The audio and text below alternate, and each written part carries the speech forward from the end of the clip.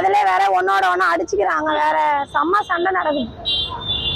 அவங்களுக்கு கேன்ல எல்லாம் பெட்ரோல் குடுக்குறாங்களா இல்லீங்களா? அது குடுக்குறான்றாங்க, அது பிற்பாடு கொடுக்க மாட்டான்றாங்க. அப்புறமேட்டா எப்படியோ வாங்கிட்டு போயிடுறாங்க. அதே வண்டிக்கும் போட மாட்டேன்றாங்க. கொஞ்ச நேரம் வரவே இல்லை, அது பிற்பாடு தான் போட்டாங்க. ஸ்கூலுக்கு வேற டைம் ஆகுது. நம்ம மக்களோட மனநிலைமை எப்படி தெரியுமா இருக்கும்? ஏண்டா ஈரான் அண்ட் இஸ்ரேல், நீங்கள் சண்டை போட்டு எங்களை ஏன்டா சாவடிக்கிறீங்க? நாங்கள் வாட்டிக்கு எங்கள் ஊரில் ஏதோ ஒரு புலம் பார்த்து ஓட்டிக்கிட்டு இருக்கோம். ஆனால் எங்கள் உசுரை வாங்குறீங்களாடா நீங்கள் சண்டை போட்டுக்கிட்டு, நம்ம அப்படி தான் நினைப்போம். ஆனால் உண்மையாலுமே இங்கே ஈரானுக்கும் இஸ்ரேலுக்கும் தான் சண்டை அப்படின்னு நீங்கள் நினச்சிங்கன்னா அங்கே தான் நீங்கள் தப்பு பண்ணுறீங்க. இது அதுக்கும் மேலே. Welcome to Vijay stock 2.0. உலகத்தில் நடக்கிற உள்ளூரில் நடக்கிற எல்லாத்தையும் உங்கள் உள்ளங்கையில் கொண்டாந்து சேர்க்கறதுக்காகவே ஆரம்பித்த உன்னத சேனல். மறக்காமல் சப்ஸ்கிரைப் பண்ணிவிட்டு அப்படியே அந்த பெல் பட்டனையும் ப்ரெஸ் பண்ணிங்கன்னா நான் போடக்கூடிய வீடியோஸ் உங்கள்கிட்ட டான் வந்து சேரும்.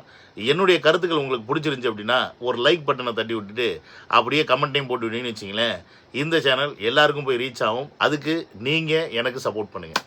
வாங்க வீடியோக்குள்ளே போகலாம்.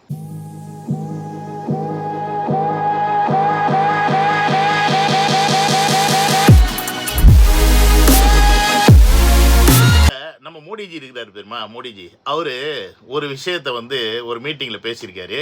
அது என்ன மேட்டர்னு பார்த்தீங்கன்னா, இப்போ உலக நாடு, அதாவது நம்ம வந்து 147 கோடி மக்கள் வச்சுருக்க நம்ம நாடு வந்து பார்த்திங்கன்னா ஒரு மிகப்பெரிய சிக்கலில் வந்து இல்லை இப்போ. ஆனால் ஒருவேளை அந்த சிக்கலுக்குள்ளே போய் சிக்கிடுவோமோ அப்படின்ற மாதிரி ஒரு மீட்டிங்கில் வந்து பேசியிருக்காரு. இதோட உள்ள அர்த்தம் என்னன்னு புரியுதா? அப்போ நம்ம எவ்வளோ பெரிய சிக்கலுக்குள்ளே இப்போ உட்காந்துருக்கோம், சிக்கலுக்குள்ளே போகிறோம் அப்படின்றத நீங்கள் முதல்ல புரிஞ்சுக்கணும். சரி, இப்போ நான் சொன்ன மாதிரி இது ஈரானுக்கும் இஸ்ரேலுக்கும் வார் இல்லைன்னா அப்போ யாருக்கான வார்ப்பா அப்படின்ற கேள்வியும் உங்கள் மனசில் வரும். அதற்கான பதில், இந்த போர் உண்மையாக சொல்லப்போனால் அமெரிக்காவுக்கும் ரஷ்யாவுக்கும் நடக்கக்கூடிய போர். ஆனால் ரெண்டு நாடும் நேரடியாக சண்டை ஓட்டுக்காமல் அவங்க ரெண்டு பேரும் அவங்களுக்கு இருக்கக்கூடிய ஆளுகளை வச்சு நீ பெரியாளா நான் பெரியாளா அப்படின்னு சண்டை போட்டுட்ருக்காங்க. அதுதான் இங்கே நிதர்சனமான உண்மை. இது எப்படி அப்படின்னு நீங்கள் கேட்கலாம். அமெரிக்கா வந்து எப்பயுமே ரஷ்யாவை தன்னோட கட்டுப்பாட்டுகளை வச்சுக்கணும்னு ஆசை. ஆனால் ரஷ்யாவை அவங்களால ஒன்றுமே பண்ண முடியல. கிட்டத்தட்ட 42 நாடுகள், 42 நாடுகள் சேர்ந்து பல முறை அவருக்கு ரஷ்யாவுக்கு வந்து பார்த்திங்கன்னா பொருளாதார தடை விதிச்சிருக்காங்க. இந்த பொருளாதார தடை அப்படின்றது வந்து ஒரு காலகட்டத்தில் இந்தியாவுக்கு கூட போட்டாங்க. அப்போ வந்து வாஜ்பாய் இருந்தார், பொக்ரான் குண்டு வெடிப்புலாம் அப்போ தான் நடந்துச்சு, நியூக்ளியர் பிளாஸ்ட்டு. அப்போ வந்து இங்கேயும் வந்து பொருளாதார தடை போட்டிருந்தாங்க இந்தியாவுக்கு.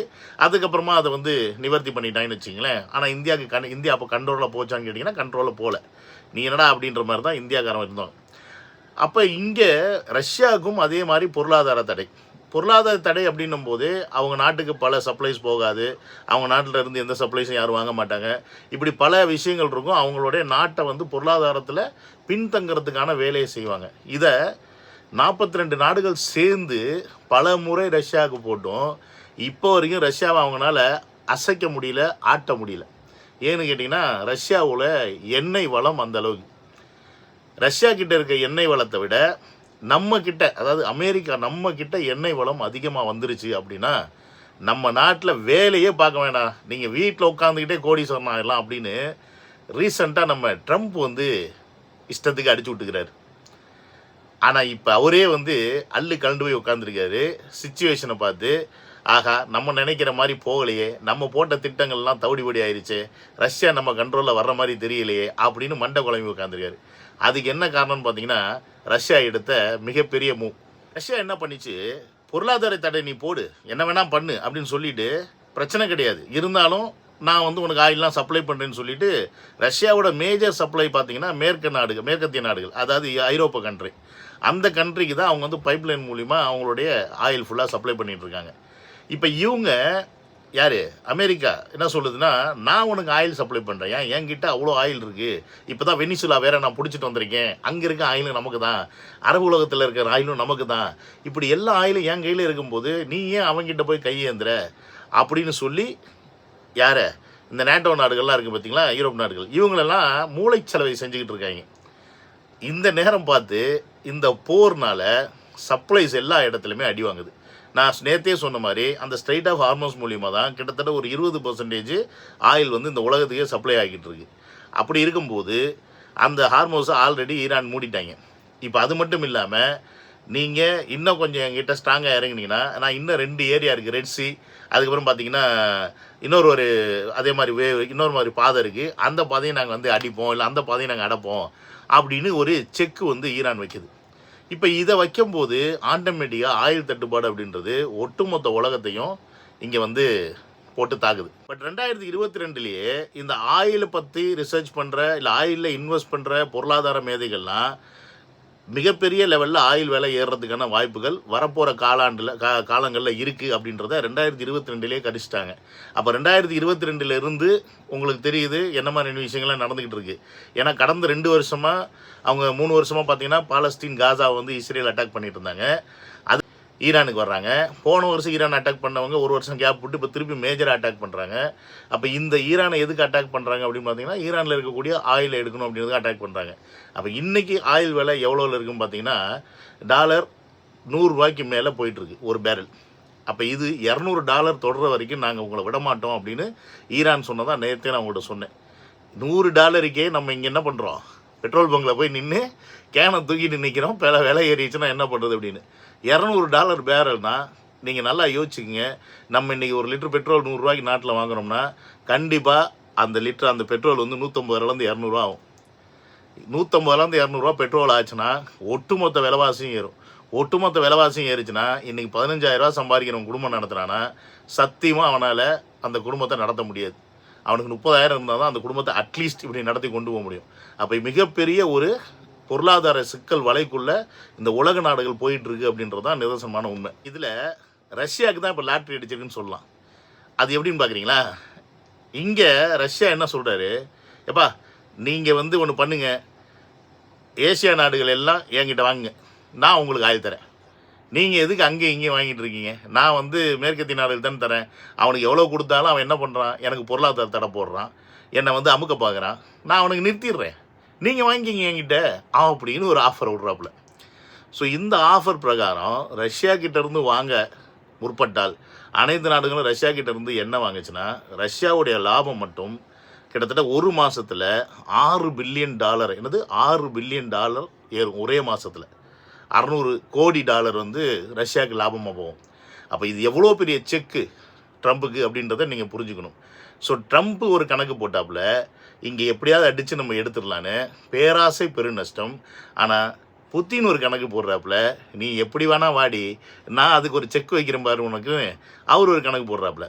இப்போ இங்கே ஆயில் சப்ளை இல்லை அப்படின்றதுனால நம்ம சைட்லேருந்து மோடிஜி என்ன பண்ணியிருக்காரு, ஈரானுடைய பிரசிடெண்ட்டுக்கிட்ட பேசியிருக்காரு. ஏப்பா ஈரானே, நீ வந்து சண்டை போட்டுட்டு இருக்க எனக்கு புரியுது, ஆனால் நீ ஹார்மோஸை மூடி வச்சனால எனக்கு ஆயில் வர மாட்டேங்குது, நானும் நீனும் ஏன்பா சண்டை போடணும், நான் உனக்கு நல்லா தானப்பா க்ளோஸாக தானப்பா இருக்கேன், ஃப்ரெண்டாக தானப்பா இருக்கேன், தயவு செஞ்சு அந்த கப்பலை எங்களுக்கு மட்டும் அனுப்பிவிடுவா அப்படின்னு சொல்லி அவர்கிட்ட பேசிகிட்டு இருக்காரு.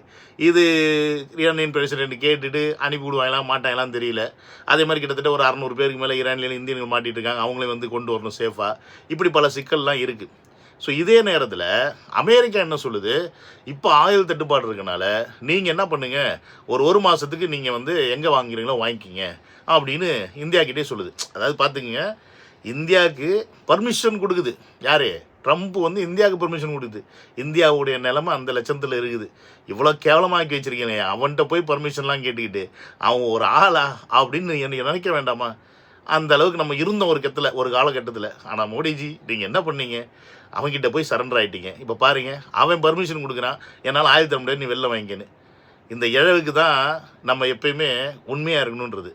நம்ம இந்தியா உண்மையாக இருந்துச்சுன்னா இப்போ ஒரு சிக்கல் இல்லாமல் இருந்திருக்கும்.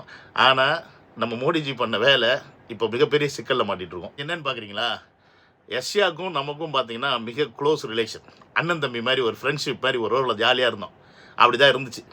ஆனால் என்ன பண்ணார் இவர், டேரி நம்ம மோடிஜி தாத்தா, அவர் ட்ரம்ப் பேச்சை கேட்டுக்கிட்டு ரஷ்யா கிட்ட ஆயில் வாங்கிறது நிறுத்திட்டாப்புல. காண்டாயிட்டாப்புல நம்ம புத்தின்னு, என்னையா நீ என்கிட்ட ஆயில் வாங்க நிறுத்திட்டி அப்படின்னு சொல்லிட்டு காண்டாயிட்டாப்புல. சரி போ, உன் இஷ்டம், நீ ஓ நாடு என்ன என்னமோ பண்ணிக்க அப்படின்னு சொல்லி விட்டுட்டாப்புல. இப்போ அமெரிக்காக்காரன் கை விரிச்சிட்டவனே இவரு போய் கேட்குறாரு, எங்கே ரஷ்யாவில் போய் கேட்குறாரு, அண்ணா எனக்கு கொஞ்சம் ஆயில் கொடுண்ணா, நான் என்னண்ணா பண்ணுறது அப்படின்ட்டு. அவன் என்ன சொன்னான், ஆயிலா தரேன், ஆனால் மார்க்கெட் ப்ரைஸை விட என்ன இப்போ அதிகமாக, மார்க்கெட் ப்ரைஸு இல்லைன்னா அதை விட அதிகமாக அப்படி தான் தருவேன், இந்த ஃப்ரெண்ட்ஷிப் ரிலேஷன்லாம் முன்னாடி கொடுத்த ப்ரைஸ்லாம் நீ எதிர்பார்க்காத, வேணா வாங்கிட்டு போ, ஏண்டாடி போ அப்படின்னு சொல்லி அவர் கத்தாமட்டில் அடிச்சு அனுப்பிட்டார். இப்போ நம்ம ஜி என்ன பண்ணுறாரு, திருடனுக்கு தேல் கொட்டின மாதிரி இவனை நம்பி போயிருது, அரசரை நம்பி புருஷனை கைவிட்ட கதையாக போச்சுன்னு சொல்லி அந்த பிக்காளி பையன் பேச்சை கேட்டு இவங்கிட்ட முடச்சிக்கிட்டோம். இவன் என்னன்னா பெட்ரோல் தான் ஆயில் தர மாட்டேன், ஆயில் கொடுத்தாலும் ஏகப்பட்ட விலையில் கொடுக்குறான், நம்ம வாங்கிட்டு இங்கே கொடுத்தோம்னா விலையெல்லாம் ஏறி போயிடும், இன்னும் 2 வருஷத்தில் நமக்கு எலெக்ஷன் வேறு வந்துடும், ஐயையோ இதெல்லாம் வச்சு நம்ம பதவியை பிடிக்கிடுவாங்களே அப்படின்னு உள்ளுக்குள்ள அவருக்கு வேற பயம். இப்படி இந்த உலக அரசியலை எந்த அளவுக்கு ஆக்கி வச்சுருக்காங்க ஒரு வெறும் ஆயிலுக்காக அப்படின்றத யோசிச்சுங்க.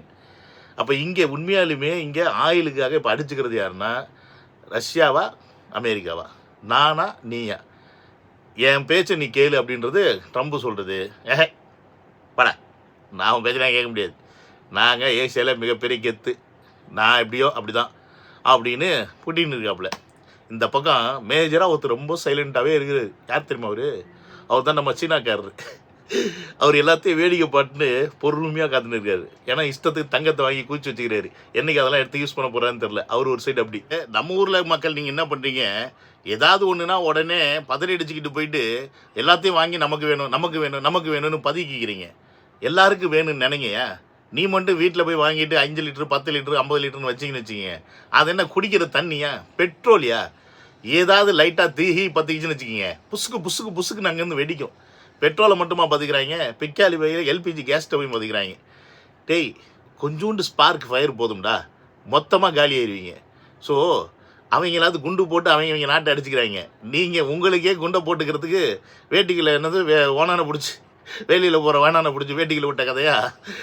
ஸ்டாக் வேணும் ஸ்டாக் வேணும் ஸ்டாக் வேணும்னு சொல்லிட்டு ஆசைப்பட்டு போய் சேர்ந்துடாதீங்க. ஸோ எனியோ மக்களே, இன்றைக்கி இந்த போர் யார் யாருக்கு நடக்குது, எதனால் நடக்குது அப்படின்றத என்னால் முடிஞ்ச அளவுக்கு உங்களுக்கு ரொம்ப சிம்பிளாக சொல்லியிருக்கேன்.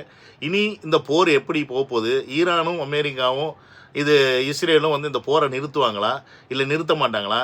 ஒரு சைடு அமெரிக்கா போர் நாங்கள் ஈரானை போட்டு தள்ளிட்டோம் மொத்தமாக முடிஞ்சிருச்சுன்னு சொல்கிறாங்க, இந்த பக்கம் ஈரான் இல்லைன்றாங்களே, இதெல்லாம் உண்மையா பொய்யா அப்படின்றதெல்லாம் உங்களுக்கு தெரியணும் அப்படின்னா அடுத்தடுத்து வரப்போகிற வீடியோவை கண்டினியூ பண்ணி மறக்காமல் வாட்ச் பண்ணுங்கள். திருப்பி நான் சொல்கிறேன், நான் சொன்ன இந்த விஷயங்கள் இந்த கருத்துக்கள் உங்களுக்கு பிடிச்சிருந்துச்சி அப்படின்னா ஒரு லைக்கை போட்டு விட்டு உங்கள் கமெண்ட்டை போடுங்க. நாளைக்கு உங்களை சந்திக்கிறேன். Take care, bye by.